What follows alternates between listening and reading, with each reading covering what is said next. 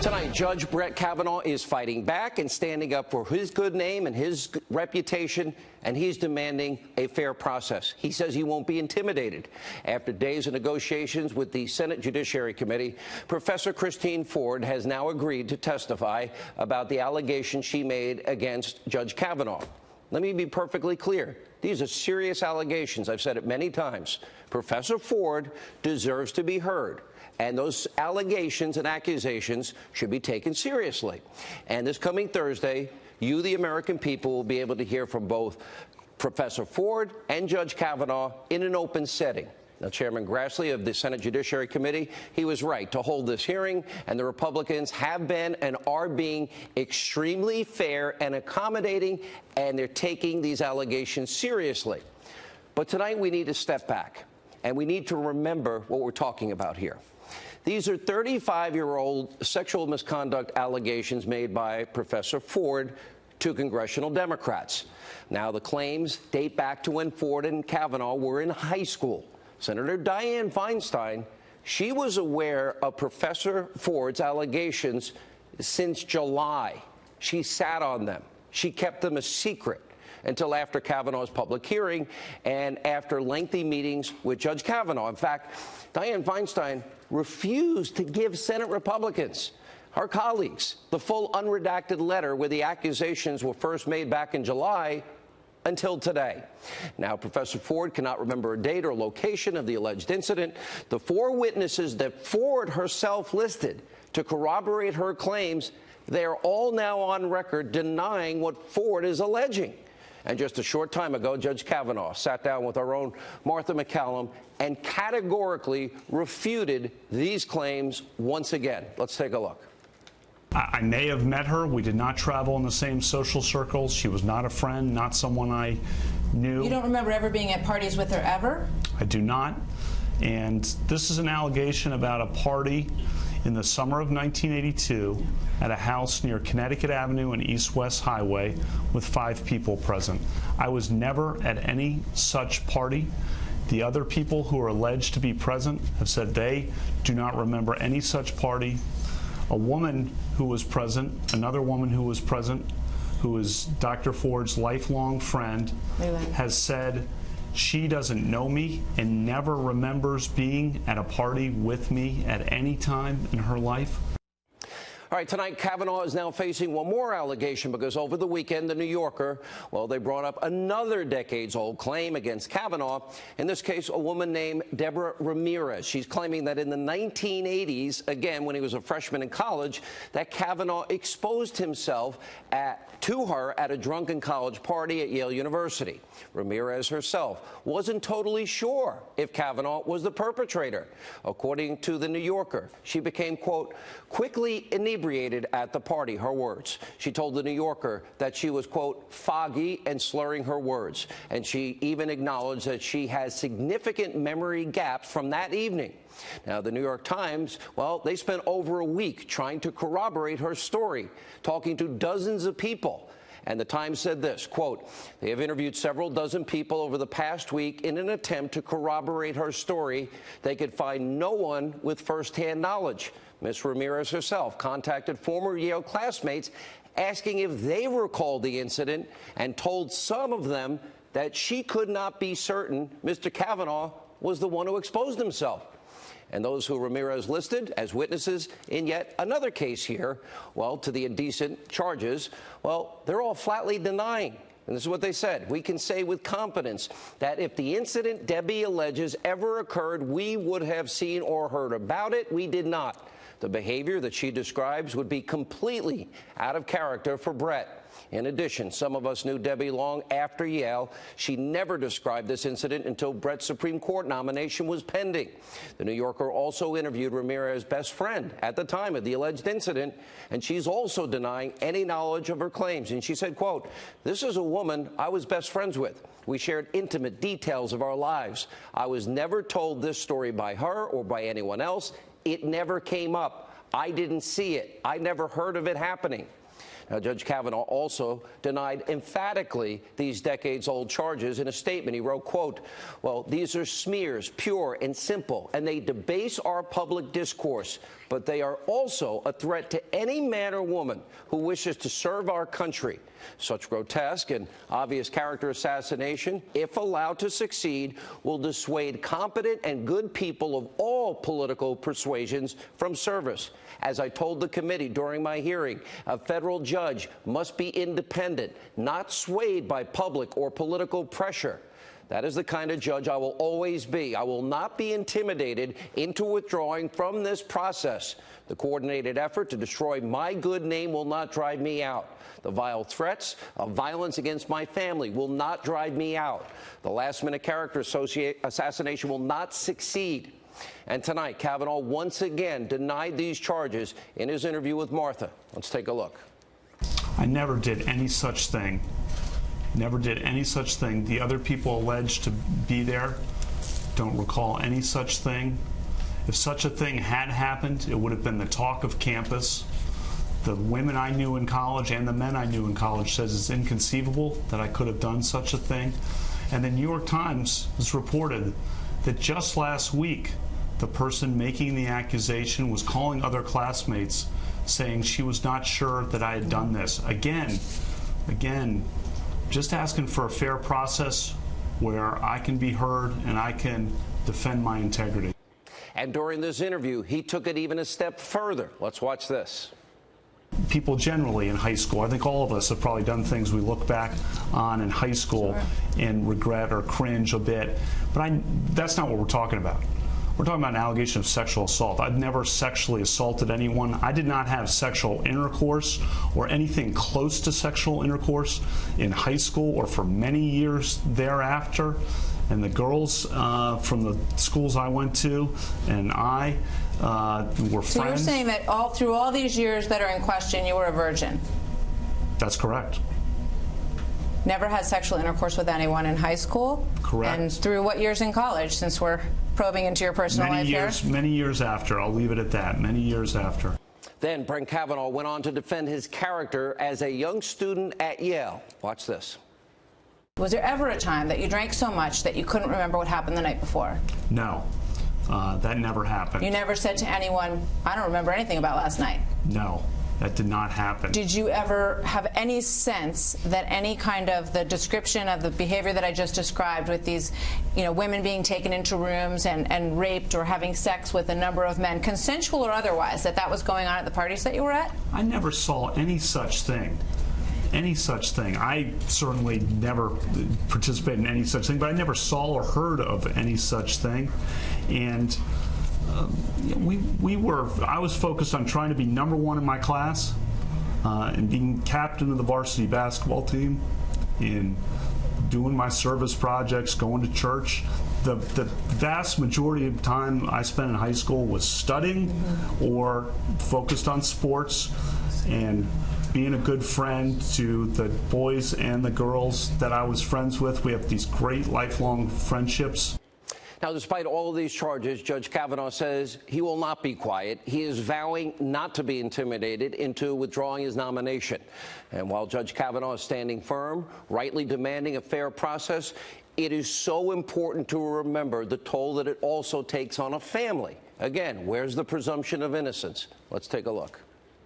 It's very difficult. It's very difficult to have these conversations with your children, which we've had to have, some broader terms for our youngest, but they know Brett and they know the truth. And we told them at the very beginning of this process, this will be not fun sometimes. You're going to hear things that people feel strongly, and you need to know that, and just remember, you know your dad. Now, while President Trump, he is standing by his nominee tonight, and he predicted earlier today that, in fact, he will be confirmed. Let's take a look at this. It would be sad indeed if something happened to reroute that. This is a fine man, and we certainly hope he's going to be confirmed, and quickly. His family has suffered. His family has suffered. What's going on is not something that should happen. Brett Kavanaugh is an absolute outstanding person. Hopefully, he will be confirmed quickly. Now, this all comes as one false smear about Judge Kavanaugh has officially been debunked. The mainstream media, Democrats, were gleefully spreading a rumor that female students were coached by a law professor on how to dress in an outgoing way when they were interviewing with Judge Kavanaugh, a rumor that the professor is completely denying. Now, despite everything we just showed you, and before any public testimony, there are people in this country, this should not be political, Democrats, people on the left, they have already convicted Judge Kavanaugh. And according to them, he has no presumption of innocence, no right to be heard, no reason to be believed, no due process. You know, actually, there are lawmakers that are throwing law out the window and claiming his guilt by accusation. This should not happen in this country. Take a look. The Senate shouldn't simply rely on hearing two conflicting accounts and decide, well, we're okay with not knowing, we're okay with the fact that we might be putting someone who committed attempted rape on the Supreme Court of the United States. I believe her. Listen, first of all, anybody who comes forward at this point to be prepared to testify in the United States Senate against someone who's being nominated to one of the most powerful positions in the United States government, that takes an extraordinary amount of courage. Not only do women like Dr. Ford, who bravely comes forward, need to be heard, but they need to be believed. They need to be believed. I just want to say to the men of this country, just shut up and step up. Do the right thing. Let me just say right at the outset, I believe Dr. Ford. I believe the survivor here. There's every reason to believe her. She has come forward courageously and bravely. I believe her. I stand with her. And do you hope she shows up on Monday? Do you hope that she testifies? I don't think she should be bullied into this scenario where it's a he said, she said. It's a sham hearing. And I don't think she should participate in it. I believe Professor Ford. I think she's credible, and I think when the investigation is finished and when she testifies and Judge Kavanaugh testifies, I think a majority of senators will find her credible, and I never thought Kavanaugh should get appointed. No presumption of innocence. Now, at the very same time, all the people you're watching here, we have a case not 36, 7, or 5 or 4 years ago where Keith Ellison, the number 2 person, the number 2 guy at the DNC, has been accused of repeated physical and emotional abuse. And the DNC has smeared and slandered and ignored the person making that allegation. That's back in August this year. So what you're watching is a Democratic Party playing politics, sadly exploiting a sexual conduct allegation, accusation, that's it, for political gain, jumping to conclusions, rushing to judgment. Now, these are serious allegations, and as I've said, we should hear from the accuser. But tonight, every American, Republican, Democrat, conservative, liberal, this is why you need a healthy dose of skepticism. Let me tell you why. The attorney representing Professor Ford, her name is Deborah Katz, has views on sexual assault that have been extraordinarily political and inconsistent at best. For example, she said this about Paula Jones. Nobody in the media reports it. Now, Paula Jones' suit is very, very, very weak, and she alleged one incident that took place in a hotel room that, by her own testimony, lasted 10 to 12 minutes. She suffered no repercussions in the workplace. She then said of Jones' accusations, quote, clearly a one-time incident that took place in 10 to 12 minutes, and she was not forced to have sex. She left of her own volition. The courts increasingly are finding that is not enough to create a sexually hostile work environment claim. And she also defended creepy Senator Al Franken, quote, context is relevant. He did not do this as a member of the U.S. Senate. Yeah, he did. And by the way, he did this in his capacity of someone who is still functioning as an entertainer. Clearly, Professor Ford's attorney has a left-wing, radical, inconsistent political agenda. And the Daily Caller even uncovered back in 2017, the same attorney said she vowed to resist President Trump. We've got the tape. Here it is. Finally over the finish line, the new Attorney General this morning grateful to the colleagues who fought for him. I can't express how appreciative I am for those of you who stood by me during this difficult time. We will persist. It was a bitter feud to the very end. We're going to fight back. We are going to resist. We will not be silent. We're going to fight back. We're going to resist. And now we're also learning that Professor Ford is adding one more person to his legal team, an attorney named Michael Bromwich. He's the lawyer currently representing fired FBI Deputy Director Andrew McCabe. Now, this brings us to our Hannity history lesson surrounding the Democratic playbook. Now, every 2 to 4 years in politics, every election cycle, Democrats use the politics of personal destruction to literally maim the character of their political opponents, even if it means lying in the process. They demonize all conservatives. There's not a conservative I know that has not been through this. In fact, every 4 years, every 2 years, Republicans are racist, sexist, misogynistic, homophobic, xenophobic, Islamophobic. Oh, they want dirty air and water, and they want to kill your children and throw Granny over a cliff. Now, the left has also rushed to judgment in the wake of other major events. They've been wrong. On this program, we've been right. We didn't rush to judgment in the Duke lacrosse case. Remember when the media falsely accused Richard Jewell, the Summer Olympics bombing? Remember? Because they said, oh, he fit the profile of a lone bomber because he lived with his mother.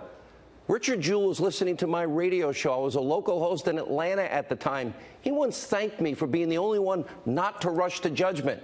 Remember the rush to judgment in Ferguson, in Missouri? Do you remember the rush to judgment in Baltimore with Freddie Gray? Remember when Obama said the Cambridge police acted stupidly?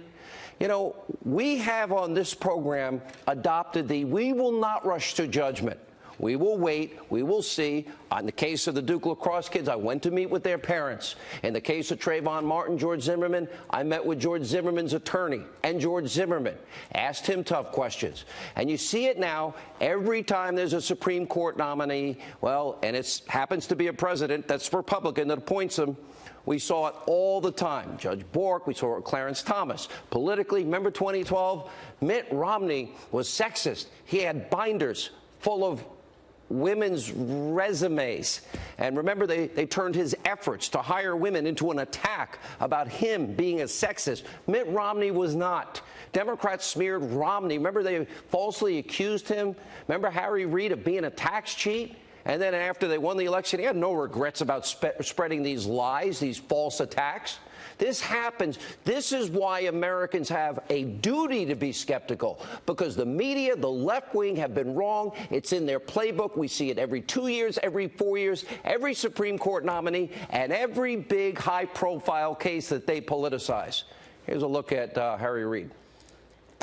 Let him prove that he has paid taxes, because he hasn't. No, I don't regret that at all. The Koch brothers, no one would help me. They were afraid the Koch brothers would go after them. So I did it on my own. So no regrets about Mitt Romney, about the Koch brothers. Some people have even called it McCarthyite.